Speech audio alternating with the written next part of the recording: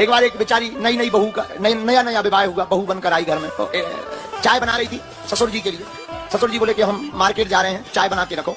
वो दौड़ी दौड़ी दरवाजे तक आई, पिताजी पिताजी पिताजी पिताजी रुकिए रुकिए रुकिए, आप मार्केट जा ही रहे हैं, इलायची खत्म हो गई। ससुर को बड़ी गुस्सा आई, बोली 4 दिन आए नहीं हुए, आजकल की बहुओं को कोई लाज लज्जा शर्म है ही नहीं, मूर्ख है। तो बहू ने हाथ जोड़कर कहा, पिताजी क्या हो, हमने तो इलायची मांगी है। ससुर ने कहा, अपनी सास का नाम लेती, सासू माँ का नाम लेती। बहू को तब समझ में आया कि सासू माँ का नाम इलायची है। अब बताओ, इलायची भी कोई नाम रखता है, लेकिन कोई बात नहीं। उसने कहा, क्षमा करो पिताजी। अब ससुर गया, इलायची ले आया। 10-15 दिन हो गए, चाय वाय बन गई, फिर इलायची खत्म हो गई। तो फिर एक दिन मार्केट जा रहे थे ससुर, मोटरसाइकिल पर बैठ करके स्टार्ट करके निकलने ही वाले थे, बहू छत के ऊपर भागी भाग, पिताजी पिताजी पिताजी रुकिए रुकिए रुकिए रुकिए, बात सुनिए, सासू माँ खत्म हो गई। नाम तो ले नहीं सकते।